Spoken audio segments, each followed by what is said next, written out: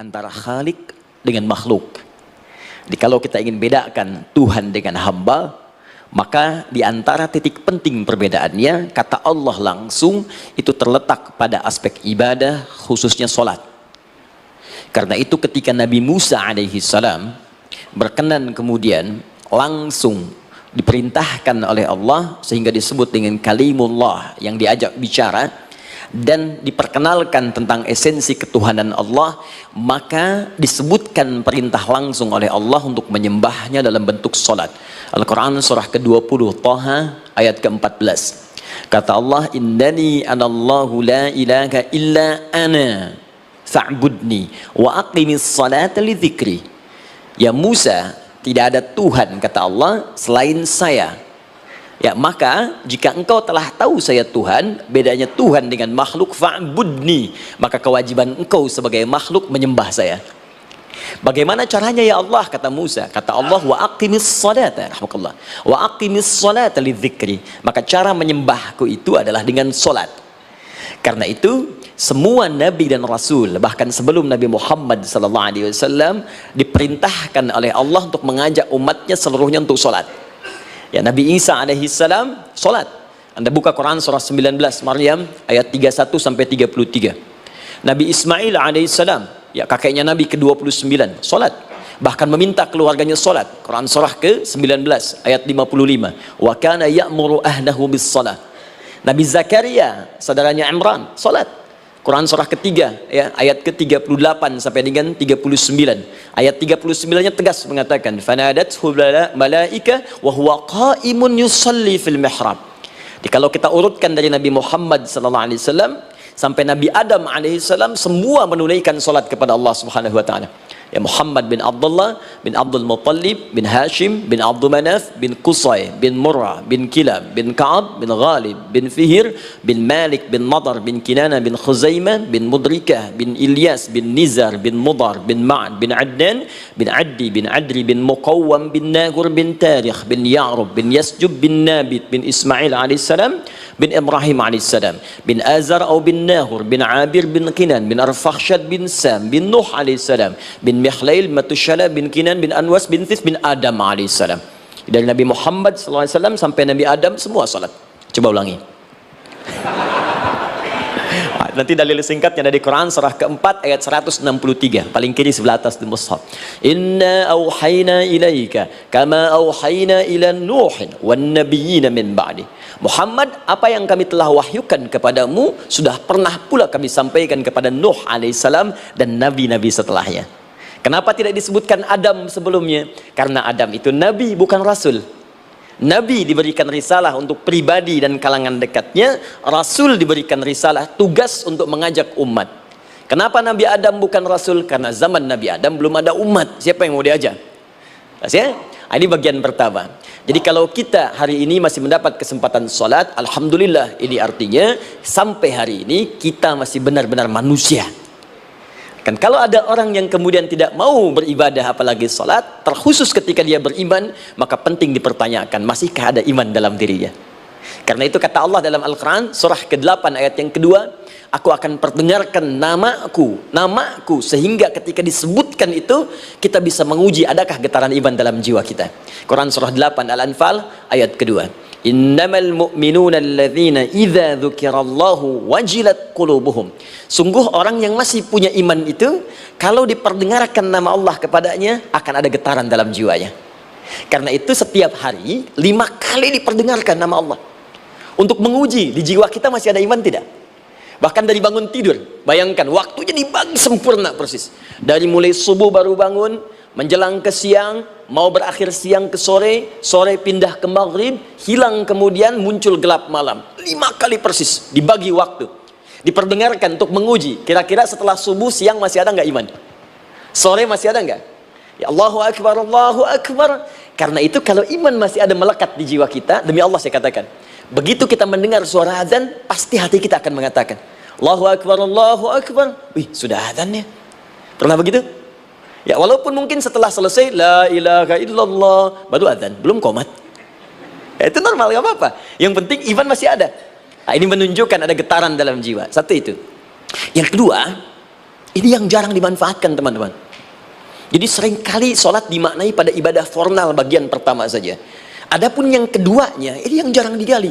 Padahal sekali saja dalam sehari, itu 5 kali Allah menunggu kita.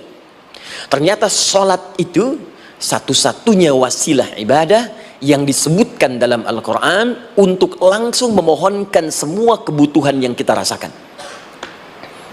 Bahkan sebelum kita diminta sholat, itu kalimat pertamanya bukan ibadahnya. Kata Allah, kamu punya masalah apa?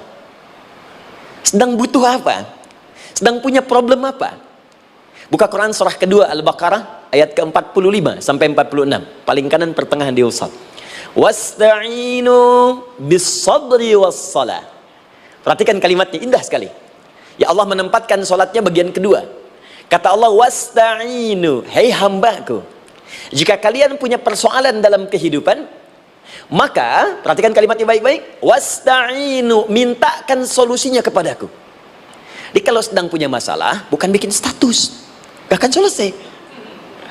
Sedang eksplorasi minyak gak keluar-keluar, bikin status, duh susah sekali yang ngebornya, gak akan selesai. Jalan macet, bikin status, Jakarta macet, ya gak akan selesai. Ya, apa yang harus dilakukan? Kata Allah, jika anda beriman kepadaku, yakin denganku, maka wasta'inu, punya persoalan, minta kepada Allah. Caranya bagaimana? Satu, bisabri, terima dulu masalah itu, jangan dikeluhkan. Kaidah lain muncul, karena mustahil saya akan titipkan persoalan kalau tidak anda mampu mengatasinya. Kaidah Quran surah kedua ayat 286, kita hafal ayatnya. La yukallifullahu nafsan illa usaha. Perhatikan kaidahnya. Allah tidak mungkin menguji seorang hamba di luar batas kemampuannya. Jadi kalau kita sedang punya ujian di rumah kah, pekerjaan kah, kehidupan sosial kah, sebesar apapun ujian itu, kata Allah, memang karena anda yang sanggup. Kalau nggak sanggup gak akan diuji. Di ujian itu berbanding lurus dengan kemampuan. Mustahil seorang hamba diuji di luar batas kemampuannya. Jadi kalau anda sekarang pun sedang punya masalah sebesar apapun, kata Allah, memang cuma kamu yang sanggup, yang lain tidak. Maka jangan mengeluh. Jangan anda katakan, ya Allah, why me? Kenapa saya? Kata Allah, why not? Memang kamu yang mampu, yang lain tidak. Nah, ketika anda bisa menerima itu dengan sabar, baru datang kalimat kedua, wassalah. Kemudian datang, tunaikan sholat dan mintakan solusi kepadaku lewat sholat. Ya, sedikit ya, lihat sini. Saya berikan sedikit uraian Al-Quran. Saya boleh menulis sini? Boleh ya? Ibu, maaf, agak jauh. Ibu kelihatan ini? Oh, belum saya tulis, bagaimana bisa kelihatan? Luar biasa. Cuma di Pertamina belum ditulis udah kelihatan. Maaf, lihat sini. Wasta'inu. Baik, ya. Saya ingin sedikit sekali. Ini redaksi Quran tuh indah sekali diksinya. Wasta'inu. Lihat sini. Kata Allah, jika anda punya persoalan dalam hidup, maka mintakan solusi. Terima dulu masalahnya dengan sabar, karena kita dipercaya oleh Allah. Gini cara memahaminya, Allah aja percaya dengan kita, masa kita nggak percaya diri? Allah yakin dengan kita, kita mampu, masa kita nggak yakin? Terima dengan sabar, kemudian wassalah, mintakan solusinya lewat salat. Kata perintahnya dibuka dengan kalimat wasta'inu. Kalau kita ingin rubah kata perintah ini, fi'il amr, ingin dirubah ke dalam bentuk permohonan, minta, maka rubah kalimatnya menjadi nasta'in. Lihat, nasta'in. Baik, wasta'inu, kata Allah, kalian punya persoalan, ayo minta solusi padaku. Terus kita pengen minta, ya Allah, kami ingin minta. Maka dalam bahasa Arab, kalau kita ingin merubah kalimat ini ke dalam bentuk permintaan, kita katakan nasta'in. Saya tanya pada anda, pernah nggak dalam sholat kita mengucapkan kalimat nasta'in? Ada? Masih ingat? Baik, apa kalimatnya? Iyyaka na'budu wa iyyaka nasta'in. Perhatikan, iyyaka na'budu wa iyyaka nasta'in. Iyyaka na'budu, iyyaka, ya Allah, engkau perintahkan aku untuk ibadah. Maka sekarang aku ibadah, sholat, hanya kepadamu saja. Kan kata Allah, kamu sholat. Terus kita katakan, iyyaka na'budu, sekarang kami sholat, ya Allah. Nama lain sholat itu ibadah. Kalau kita ibadah, na'budu. Dari mana tahunya nama lain sholat ibadah? Quran surah ke-20 ayat ke-14. Fa'budni wa aqimis sholat li dzikri. Ibadah kepadaku, caranya sholat. Maka saat sholat kita katakan, iyyaka na'budu. Ya Allah, engkau perintahkan aku untuk ibadah, sekarang aku ibadah. Wa iyyaka nasta'in. Dan sekarang aku sedang punya persoalan, ya Allah. Aku punya masalah. Aku punya problem. Dan aku yakin hanya engkau yang pasti akan menyelesaikannya. Ketika Anda mengatakan iyyaka nasta'in, perhatikan hadis qudsinya. Hadisnya qudsi. Ya. Al-Imam Al-Bukhari meriwayatkan, Imam Muslim meriwayatkan, An-Nasa'i meriwayatkan dari sahabat Abu Hurairah radhiyallahu taala anhu. Ada lagi yang dari sahabatnya Anas bin Malik. Perhatikan kalimatnya. Idza qala al-'abdu iyyaka na'budu wa iyyaka nasta'in, jika hambaku dalam salatnya benar membacanya, benar dari awal salatnya sampai dengan kalimat iyyaka na'budu wa iyyaka nasta'in, ya Allah, sekarang aku ibadah kepadamu dan sekarang aku punya persoalan. Aku mohonkan solusinya darimu. Kata Allah, hadza baini wa baina 'abdi. Ini perjanjian antara aku dengan hambaku. Wali 'abdi. Hadisnya qudsi. Wali abdi, kalau hambaku benar salatnya sampai kalimat ini, masa'alah, apapun yang dia minta sekarang, aku akan kabulkan. Aku akan kabulkan. Pertanyaan saya, berapa di antara kita yang salat sampai detik ini ribuan kali ruku dan sujud yang memanfaatkan momentum ini untuk memohon? Siapa di antara kita yang ketika salat memohon kepada Allah solusi? Jangan-jangan selama ini salat itu hanya menjadi formalitas saja. Takbir, ruku, sujud, salam, selesai. Takbir, ruku, sujud, salam, selesai. Padahal Allah sudah menunggu hambaku, kamu itu punya masalah apa? Makanya setiap waktu dibagi 5 supaya hidup kita ringan. Subuh ke zuhur punya masalah, zuhur salat. Begitu kita mohon, tuntas masalah itu. Zuhur ke asar punya persoalan, asar salat. Dijawab oleh Allah, tuntas persoalan itu. Karena itu semua nabi dan rasul, bahkan orang soleh, ketika punya persoalan dalam hidupnya, even itu hanya menulis karya ilmiah, maka mereka akan memulai dengan sholat dan minta kepada Allah Subhanahu wa ta'ala. Teman-teman kenal Nabi Zakaria? Bagus. Baik, di sana belum tulis, sudah kelihatan. Sini kenal Nabi Zakaria, alhamdulillah. Tapi nggak apa-apa, saya ke Sukabumi Pak, ada yang kenal Fir'aun. Kenal Fir'aun, kenal, bagus. Baik, suka bumi hubun dunia, suka itu hubun, bumi itu dunia. Baik. Teman-teman, Nabi Zakaria itu diuji oleh Allah. Maaf, belum punya keturunan. Dan semua nabi punya ujian. Jadi jangankan kita, nabi aja yang jelas surganya punya ujian. Ya, Anda pernah sakit, Nabi Ayub sakitnya lebih parah dari kita. Ya, Anda di keluarga belum ada keturunan, Nabi Zakaria pernah lebih daripada kita.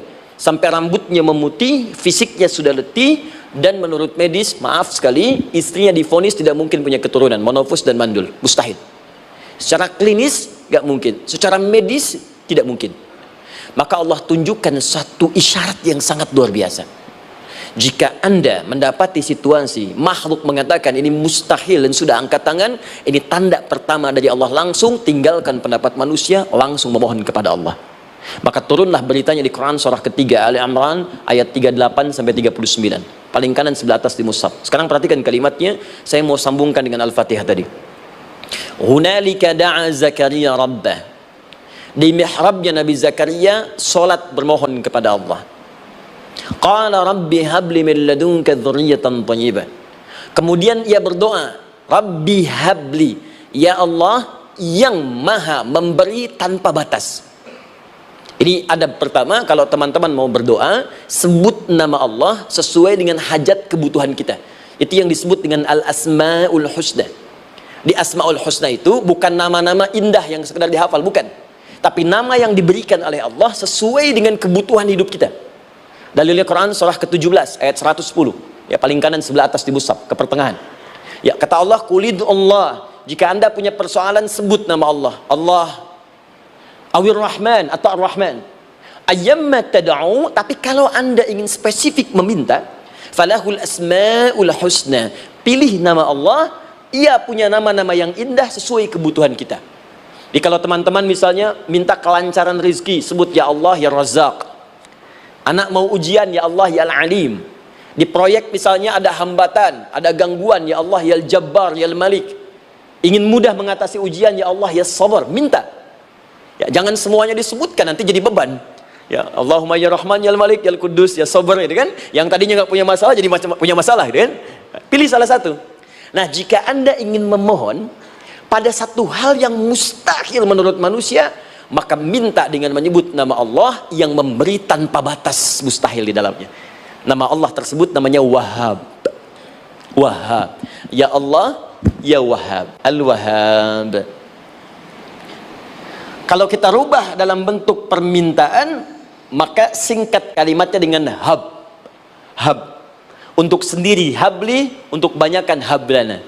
Rabbana hablana min azwajina wa dzurriyyatina qurrata a'yun. Nabi Zakaria minta karena sendiri yang mengalami situasi itu, maka beliau katakan, Rabbi habli. Ya Allah, habli min ladunka. Ya Allah yang tak punya batas dalam pemberian.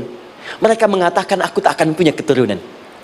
Mereka mengatakan mustahil aku punya anak. Dan aku yakin kau memberi batas tanpa memberikan pemberian tanpa batas. Aku mohon darimu saja. Darimu saja. Dzurriyyatan thayyibah, keturunan-keturunan terbaik. Innaka sami'ud du'a. Engkau pasti mendengar doa saya.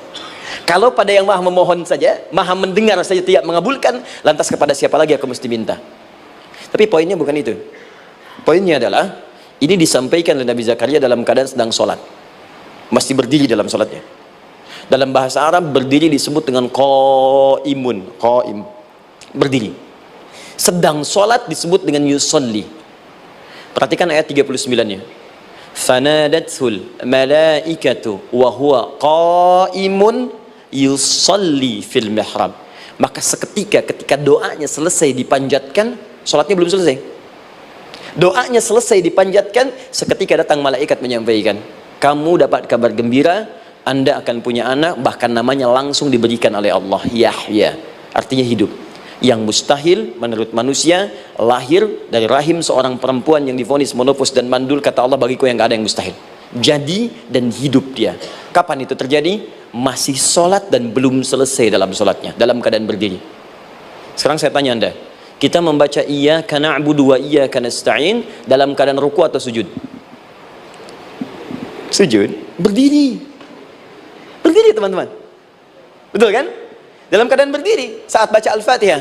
Iyyaka na'budu wa saat kita mengatakan wa iyyaka nasta'in, Allah balik bertanya, apa yang kamu butuhkan? Nabi Zakaria itu sholat dulu baru minta. Kita umat Nabi Muhammad karena keutamaan nabinya sebelum sholat dah ditunggu. Butuh apa? Mau minta apa?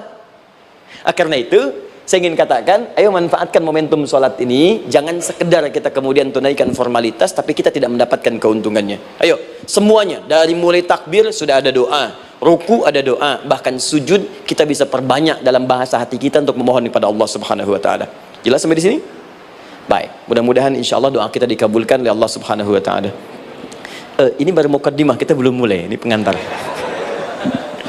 Tema kita hari ini tentang Al-Quran. Dan mudah-mudahan kita diberikan insya Allah kelancaran untuk bahasan kita. Dan topik ini insya Allah akan memberikan banyak manfaat dari apa yang kita kerjakan dalam keseharian kita. Saya mohon izin untuk melambatkan bacaan karena tadi hanya mengantarkan saja. Teman-teman, kenapa mesti Al-Quran? Apa esensi Al-Quran? Dan kenapa Al-Quran diwahyukan pada Nabi Muhammad SAW? Apakah khusus untuk sekedar dibaca? Atau ada satu nilai yang sangat penting yang justru itu mengandung nilai mukjizat yang paling dalam dari Al-Quran? Yuk kita mulai dengan Al-Quran surah kedua Al-Baqarah ayat ke-38, paling kanan sebelah atas, disambungkan dengan Quran surah kedua ayat 185, paling kiri pertengahan di mushaf. Quran surah kedua ayat 38 dengan Quran surah kedua ayat 185. Saya mulai dari kisah Nabi Adam, saya pelan-pelan. Nabi Adam saat diciptakan oleh Allah, kemudian diberikan informasi bahwa beliau akan bertugas di bumi, beraktivitas di bumi. Disampaikan di Quran surah kedua ayat 30, paling kiri sebelah atas. Wa idh qala rabbuka lil malaikati inni ja'ilun fil ardi khalifah. Kata Allah, dan pelajari, ingat ketika kami menyampaikan pada para malaikat, kami akan menugaskan satu makhluk manusia namanya Adam di bumi, tugasnya untuk menjalani hidup di bumi. Nah, secara singkat, setelah Nabi Adam turun ke bumi, di awal masa bersama Sayyidah Hawa ya alaihi wassalam, maka ternyata bersamaan dengan turunnya Adam dan Hawa ke bumi itu, mereka berdua dibekali petunjuk, yang dengan petunjuk itu, ini yang dahsyat, Allah jamin semua aktivitas hidupnya dari mulai yang sederhana sampai yang kompleks, pasti jika diikuti petunjuk ini, dia akan senang menjalaninya dan akan tenang mendapatkan hasilnya. Ya, perhatikan kalimatnya. Quran surah kedua ayat 38. Fokus. Qul nahbitu minha jami'a. Kata Allah, sekarang tiba saatnya Adam, Hawa, turun kalian ke bumi. Kalau setan kita tinggalkan aja ya. Ini kita bahas Adam dulu. Turun kalian semua ke bumi. Fa imma ya'tiyannakum minni huda. Maka nanti sejak kalian tiba di bumi itu, aku akan turunkan satu petunjuk disebut dengan hudan namanya. Hudan. Fokus. Faman tabi'a hudaya, maka jika Anda dan keturunanmu mengikuti semua detil di petunjuk ini, fala khaufun alaihim walahum yahzanun, maka aku pastikan engkau dan seluruh keturunanmu akan menjalani hidup di muka bumi dengan tenang dan senang. Fala khauf, khauf itu gelisah, takut. Lawan dari takut apa? Tenang. Lawan dari gelisah, tenang. Kata Allah, jika Anda mengikuti tuntunan hidup yang ini, maka saya jamin semua hidupmu tenang. Walahum yahzanun, dan saya pastikan selama hidup di muka bumi itu kalian tidak akan pernah bersedih. Senang. Lawan sedih itu senang.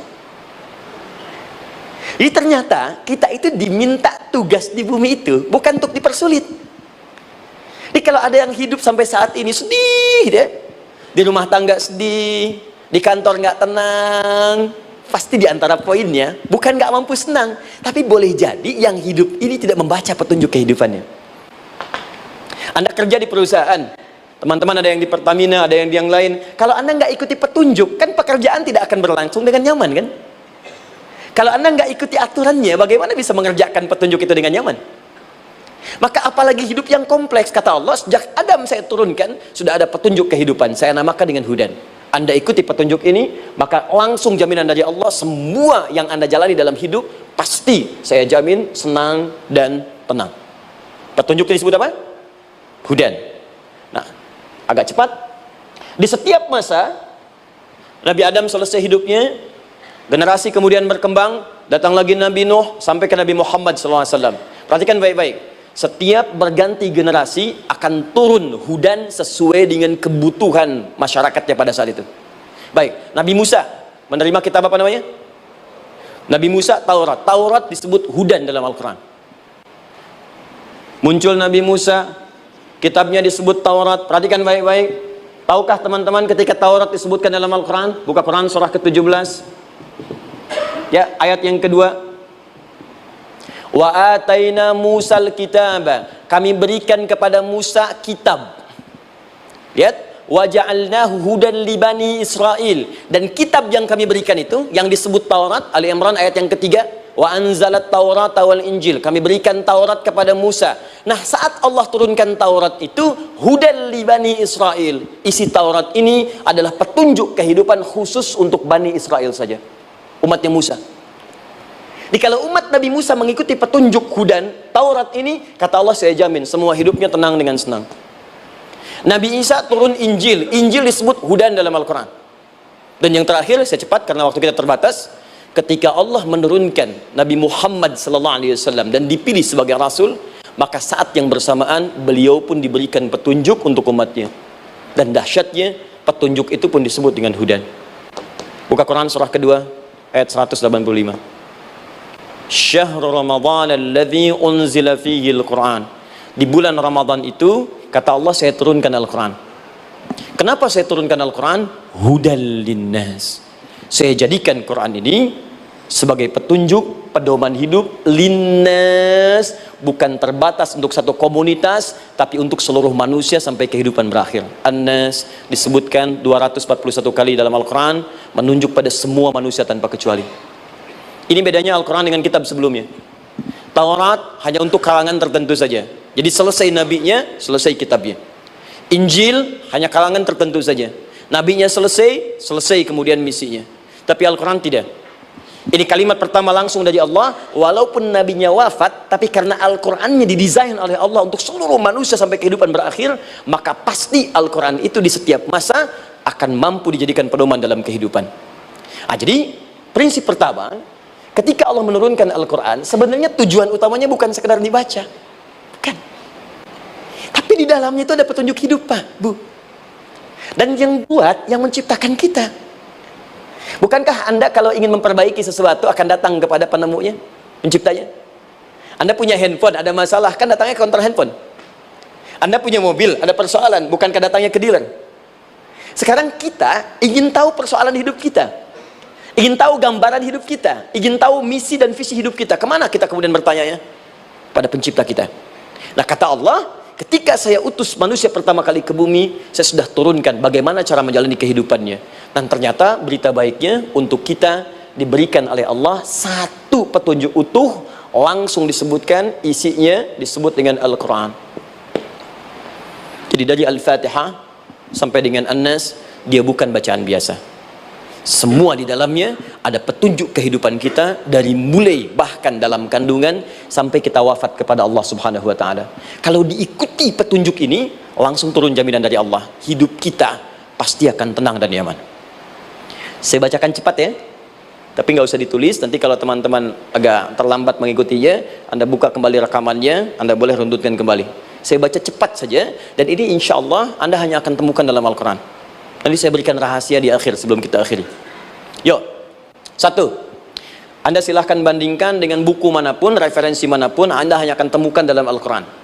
Dari sejak sebelum lahir, bagi perempuan yang tengah mengandung, langsung Allah berikan tuntunan bagaimana agar kandungan itu berjalan dengan sehat, nyaman, dan mudah ke persalinan. Quran surah ke-7 ayat 189. Perkembangannya bisa diamati dan dicek kemudian, ya, baik ke dokter atau yang lain. Nanti perkembangannya disebutkan di Quran surah ke-22 ayat ke-5. Dirinci lagi di Quran surah ke-23 ayat 11, dari 9 sampai dengan 13. Kemudian mulai terlahir, dari lahiran diberi petunjuk oleh Allah. Nih, berikan ASI maksimal 2 tahun. Kalau ingin berhenti sebelum 2 tahun boleh, begini caranya. Quran surah kedua ayat 233. Dari sampai usia 2 tahun menjelang balik, kata Allah berikan 4 pendidikan dini. Ini turunannya disebutkan 1, 2, 3, 4. Jika Anda ajarkan ini, maka anak ini akan tumbuh. 1, dekat dengan Allah. 2, dijamin taat pada orang tuanya. 3, dia akan baik dengan lingkungannya. Dan 4, dia akan bertahan dalam kebaikan sampai dia dewasa. Quran surah ke-31 ayat 13 sampai dengan 19. Usia 7 tahun, ya, mulai dia balik misalnya, dia akan mulai belajar bagaimana cara belajar yang baik supaya cepat paham, gampang mengerti. Turun Quran surah ke-9 ayat 122.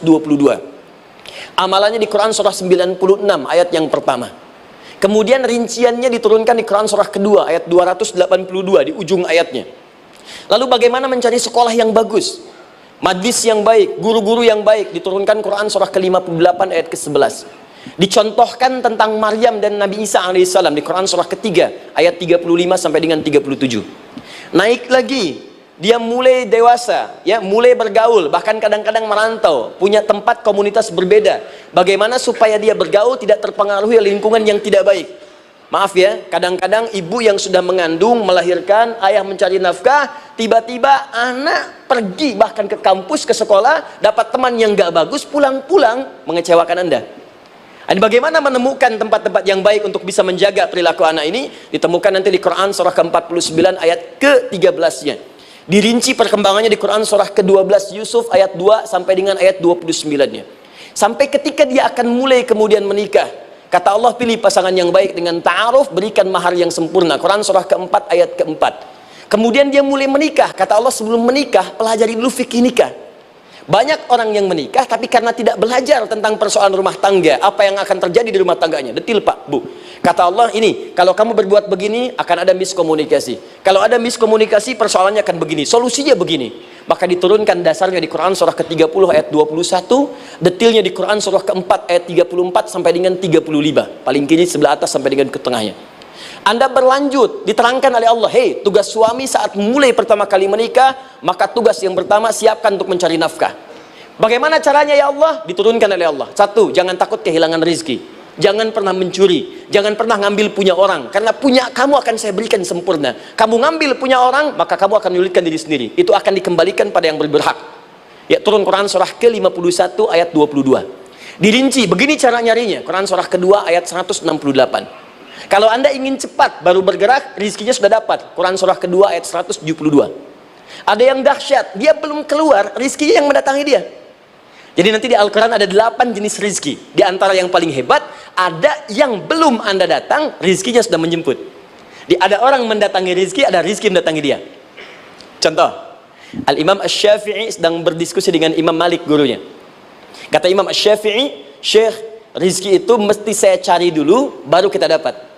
Kata gurunya, ya Syafi'i, ada rizki yang cukup kita beramal dekat kepada Allah, dia akan datang tanpa kita cari dengan ikhtiar manusia. Kata Syafi'i, mustahil. Kata Quran kan kita kerja dulu baru datang.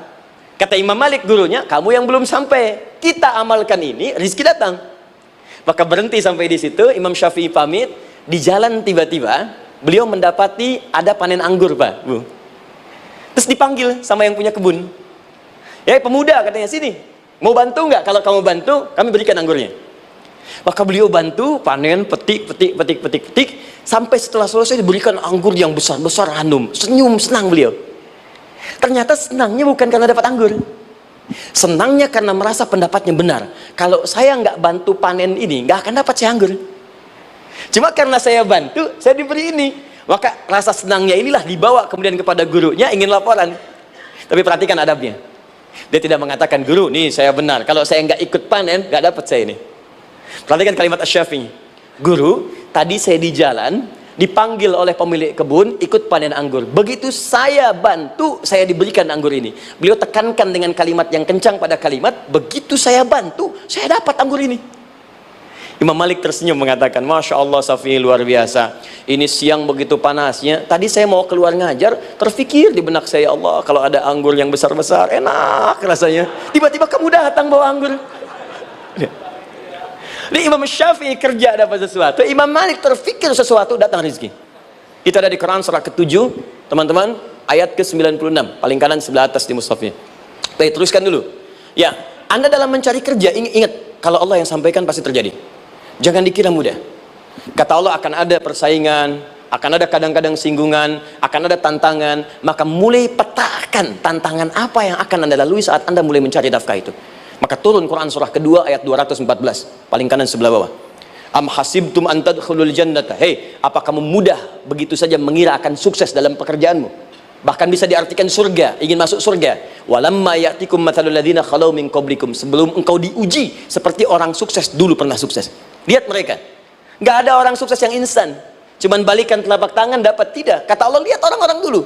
Lihat orang-orang hebat dulu, bagaimana mereka bisa kaya, bisa sukses, bisa punya posisi. Masat umul ba'sa, petakan olehmu tantangan apa yang akan dihadapi saat engkau bekerja itu.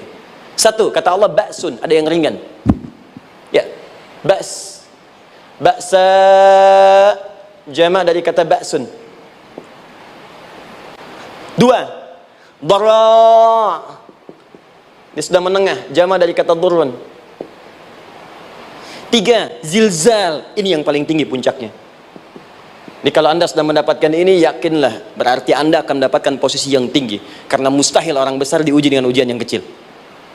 Zilzal, ini bagian ketiga. Ba'sa, ba'sun, mulai. Kira-kira tantangan-tantangan ringan apa saja yang akan Anda hadapi? Ya, kalau saya contohkan misalnya dengan contoh yang lain singkat, Anda mau ke masjid, ingin konsisten, mulai hijrah, ingin dekat dengan Allah, tiba-tiba yang tadinya nggak mau ke masjid, mulai ke masjid, diuji dengan hujan. Hujan kecil, rintik-rintik, shower. Begitu hujan, orang Arab mengatakan kalau hujannya bisa lewat tanpa payung pun, orang Arab mengatakan la ba'sa. La ba'sa ini ringan. Orang kita sambungin labas. Dari bahasa Arab lewat. Nah, jadi kalau Anda mau berangkat nih, siap bekerja, siap hadapi tantangan. Baru mau lewat hujan kecil, berarti itu tantangan kecil kita lewati. Macet, petakan, cari jalan yang kemudian sempurna, jalan yang kosong, buka Google-nya, buka Waze-nya, buka map-nya, cari. Jadi kalau pada yang kecil aja belum kita lewati, bagaimana mendapatkan yang besar? Anda mau ke masjid, dikasih hujan kecil, Mau berangkat gak jadi. Papa, kenapa gak jadi? Hujan mah, kan ada payung. Takut riak. Tuh. Setelah itu darah. Maaf, tantangan fisik. Kadang-kadang mulai ke fisik, mulai mengganggu. Ya, maaf, dirincikan kemudian oleh Al-Quran. Turun Quran surah ke-21 ayat 87 sampai 88, kisah Nabi Yunus alaihissalam. Yunus beraktivitas, bekerja, bukan berarti nggak ada tantangan. Kadang-kadang dibawa, kadang-kadang diusir, kadang-kadang Anda dapat misalnya proyek, kadang-kadang sudah mulai masukkan tender, tiba-tiba gagal, diserobot orang, kadang-kadang orang yang dapat, Anda yang ngajukan, itu biasa. Kata Allah itu biasa, bukan cuma Anda, yang lain pun ada. Bukankah Allah ajarkan kisah Sayyidah Hajar alaihissalam dengan Ismail? Bukankah bolak-balik naik Safa Marwah, kadang di atas, kadang di bawah, kadang lihat peluang sampai Marwah ternyata bukan air. Terkadang Anda yang bekerja, tim yang lain yang mendapatkan karena kerja keras Anda, bisa jadi terjadi. Bukankah yang kerja keras Hajar yang dapat Ismail? Mungkin Anda yang konsep, yang dapat minyaknya orang lain. Mungkin Anda yang kerja, kan yang suksesnya teman Anda, gak ada masalah. Dan itu kemudian akan bermanfaat bagi Anda. Tidak mungkin setiap keringat yang keluar dari diri kita mustahil, kecuali akan melahirkan manfaat yang kembali pada diri kita. Tantangan. Tapi yang paling dahsyat, ini yang gak ditemukan di sebagian referensi yang kita baca. Ketika Allah menjelaskan semua tahapan-tahapan tantangan ini sampai ke puncaknya zilzal. Zilzal itu kalau bahasa sekarang gempa. Ada ujian yang menggoncang hati kita. Ketika Anda kerjakan, ya Allah, tantangannya dahsyat. Kenapa mesti saya, ya Allah? Kau nggak selesai-selesai, ya Allah. Itu wajar, teman-teman, itu biasa. Kata Allah, orang dulu saja mengatakan, mata nasrullah, kapan ini selesai? Berbahagialah kalau teman-teman sudah mendapatkan tantangan puncak yang paling tinggi ini. Ini artinya Allah sedang mempersiapkan Anda menjadi orang besar di kemudian hari. Dan cara mengatasinya diturunkan Quran surah ketiga ayat 142, paling kiri sebelah atas. Perhatikan dahsyatnya. Yang pertama diterangkan tantangannya, yang kedua dijelaskan cara mengatasinya. Saya mau berhenti sampai di titik ini, nanti saya terangkan cara berinteraksi dengan Al-Quran. Ya, perhatikan baik-baik. Kata Allah, jika kelak engkau sudah bisa memetakan tantangan ini, maka siapkan solusi untuk mengatasinya. Ayatnya dibuka dengan kalimat yang sama persis. Saya pernah sampaikan teori ini di dua perusahaan besar di Indonesia. Yang pertama, ada satu perusahaan, karena ini direkam saya nggak sebutkan perusahaannya, perusahaan otomotif besar, sedang turun gratis, kemudian juga ada inflasi yang tinggi. Terus saya terangkan teori Quran, dia praktekkan berhasil, Pak. Padahal saat itu saya presentasi di depan non-muslim, sales-sales se-Indonesia dikumpulkan, saya bedah tentang ini, dan mereka berhasil, sampai sekarang naik lagi. Yang kedua sama, ini direkturnya juga non-muslim, tapi nggak apa-apa, kita diskusi dan mau mendengar teori ini dan praktekkan, naik. Ya, dulu di satu perusahaan minyak juga sedang turun, karyawan semua dikumpulkan, lalu kita bahas tentang ini, kita terangkan. Yang ini yang paling menarik dari Al-Quran. Kalimatnya sama persis. Quran surah ketiga ayat 142. Am hasibtum an tadkhulul jannata. Apa Anda duga akan begitu mudah mendapatkan kesuksesan dalam hidup? Tolong fokus baik-baik. Jangan selalu mengartikan jannah dengan surga. Karena asal kata jannah itu artinya kesuksesan, kebahagiaan yang belum tampak. Surga, kenapa disebut dengan jannah? Karena itu puncak kebahagiaan kita yang belum nampak sekarang. Saya kasih rahasia ya, ini di antara kita saja nih. Kalau ada kata jim dengan nun di depannya, itu pasti tidak nampak, tersembunyi. Apapun tambahannya. Ya, misal jin, kenapa disebut dengan jin? Karena memang ketika diciptakan dia tidak tampak, tersembunyi. Lawannya ins, karena itu kita disebut ins, karena saat lahir kita tampak. 18 kali disebutkan dalam Al-Quran. Ya ma'syaral jinni wal ins, wa ma khalaqtul jinna wal ins. Jadi jin disebut jin karena memang fitrahnya tersembunyi, nggak nampak. Jadi kalau ada jin melakukan penampakan, itu jin sedang kena masalah, sedang keluar dari fitrah. Sama dengan manusia, harusnya tampak. Jadi kalau ada manusia yang senang sembunyi-sembunyi, dia sama dengan, bukan saya yang bilang, sedang punya masalah. Ke kantor, sembunyi-sembunyi, hati-hati Pak Alfian tuh. Biasa ada pintu depan, masuk pintu belakang. Suami di rumah, buka WA, sembunyi-sembunyi. Bu, hati-hati tuh. Pulang lewat pintu belakang, berarti sedang punya persoalan dalam hidup. Setiap ada jim dengan nun, pasti tersembunyi. Ibu punya janin, rahim, dalam rahim ada janin.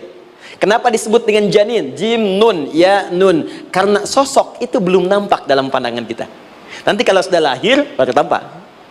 Jannah, kenapa disebut jannah? Karena belum tampak dalam pandangan kita. Nanti kelihatan. Karena itu dalam Al-Quran, kata jannah itu tidak dikhususkan dengan surga. Tidak dikhususkan dengan surga. Kadang-kadang menunjuk aspek kesuksesan yang belum tampak.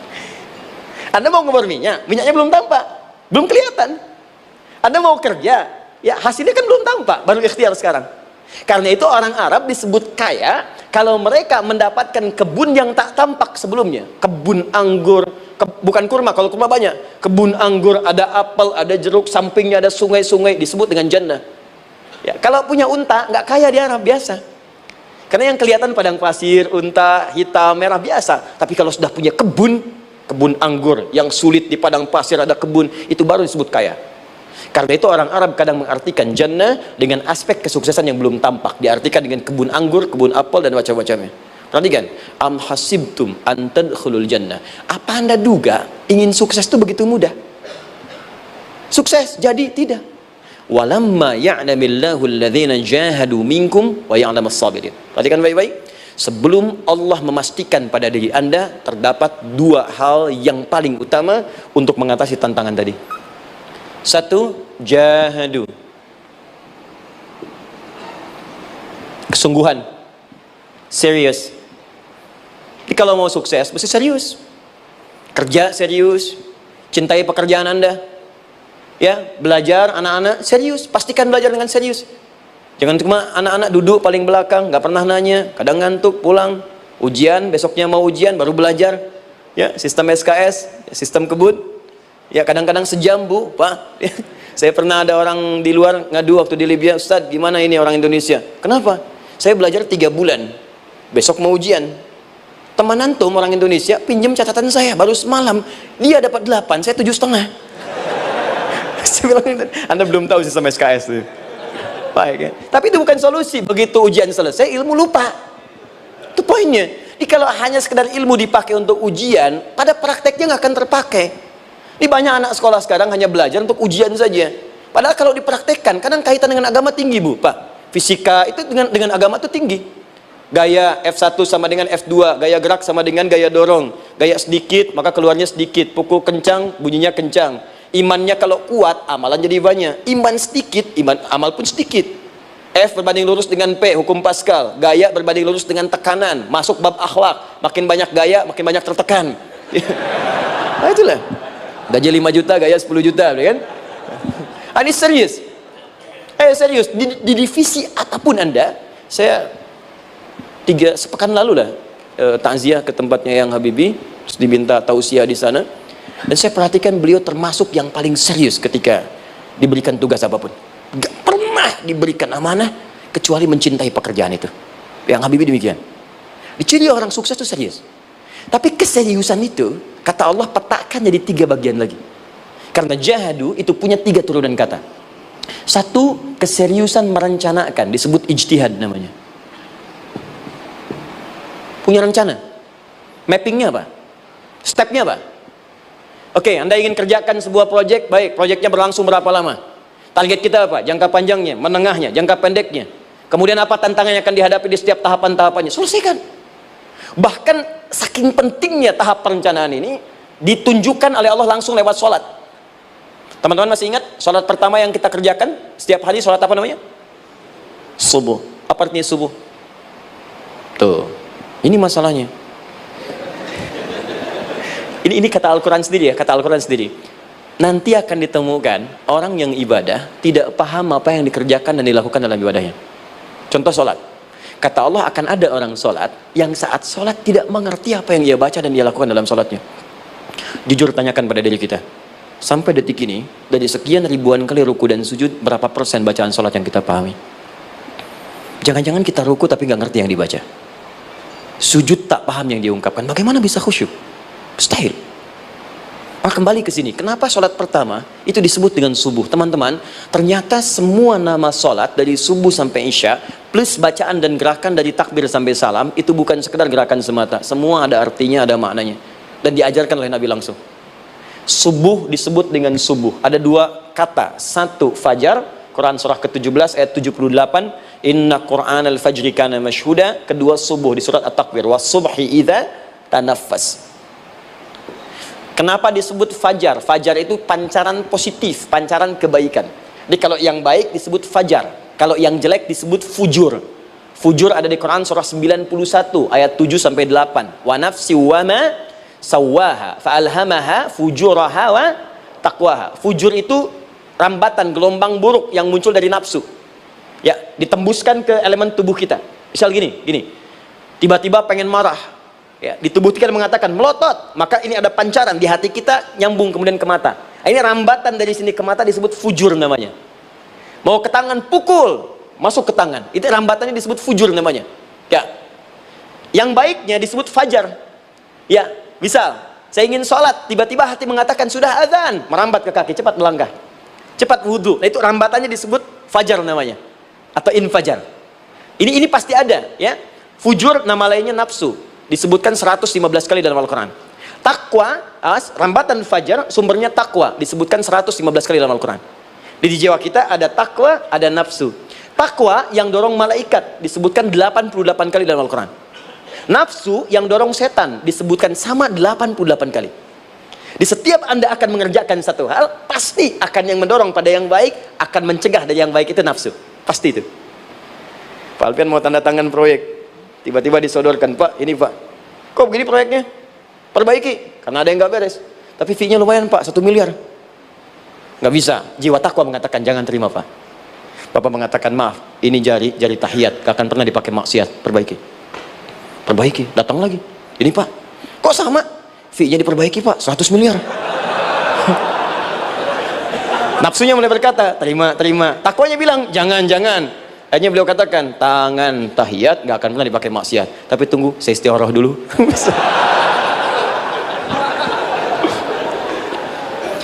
Nah, waktunya, ini salatnya disebut fajar. Kenapa disebut fajar? Karena saat kita tidur, terus dengar suara azan, Allahu Akbar, maka memancar dari iman kita, rambatan untuk merespon suara itu. Bangun kita untuk menunaikan salat. Waktunya disebut subuh. Kenapa disebut subuh? Dari kata asbah. Asbah itu artinya yang siap dengan rencana. Dia orang Islam tuh nggak ada yang bangun dari tidurnya kecuali punya rencana jelas yang akan dieksekusi di hari itu. Makanya sebelum kita bekerja mengeksekusi itu, kita datang menghadap Allah supaya Allah berikan kemudahan di setiap aktivitas kita. Coba lihat manajemen Nabi. Bukankah sebelum tidur beliau istighfar dulu? Dirinci pekerjaannya, dicatat yang akan dikerjakan besok, istighfar 70 kali, 100 kali, sehingga dengan istighfar saat tidurnya tenang. Coba kita biasakan. Ada yang baca Quran, ada yang istighfar. Kalau nggak percaya silahkan cek. Begitu Anda lakukan, tidurnya enak. Besoknya rencana itu sudah siap. Makanya ketika bangun, siap jam 7 mau kemana, jam 8 ada di mana, jam 12 kerjakan apa. Sebelum mengerjakan itu, datang kepada Allah, sujud, ya Allah, saya punya rencana ini, tolong mudahkan. Begitu caranya. Itu yang disebut dengan subuh. Nah, sekarang kembalikan peta hidup kita mau seperti apa ke depan. Ijtihad. Yang kedua, kalau sudah jelas konsepnya, visinya sudah ada, maka jihad. Yang kedua, jihad. Jihad itu eksekusinya, aksinya, actionnya, perjuangan fisiknya. Rencananya apa? Tahajud malam nanti. Bismillah. Jam berapa? 2:30. Baik, yuk kita mulai rencanakan. Eksekusi rencananya. Bagaimana cara kita bangun 2:30? Pasang alarm. Jam berapa alarm dipasang? 3 kali. Pertama 1:30, kedua 2:45, ketiga jam 2:04. Baik. Alarm pertama untuk mematikan alarm kedua. Alarm kedua matikan alarm ketiga. Ketiga siap-siap. Baik. Siap bangun. Jihad. Awas, ini penting ya. Jihad itu jangan dipersempit maknanya kepada situasi peperangan saja, tidak. Banyak jihad itu luas sekali medannya. Karena jihad itu perjuangan fisik. Dan maaf sekali, dalam konteks perang pun bukan menyerang orang, tapi membela diri saat diserang. Di Islam itu bukan agama ekspansi. Cek di sejarah, nggak ada Islam menyerang. Yang ada itu membela diri saat diserang. Atau saat orang lain dizalimi dan kita diminta untuk terlibat, kita membantu. Ini bukan dalam konteks sekarang yang banyak dibincangkan, tembak orang, bom orang, nyerang orang, bukan. Itu waktu kejadian bom Tamrin itu pertama, saya di Lampung posisinya.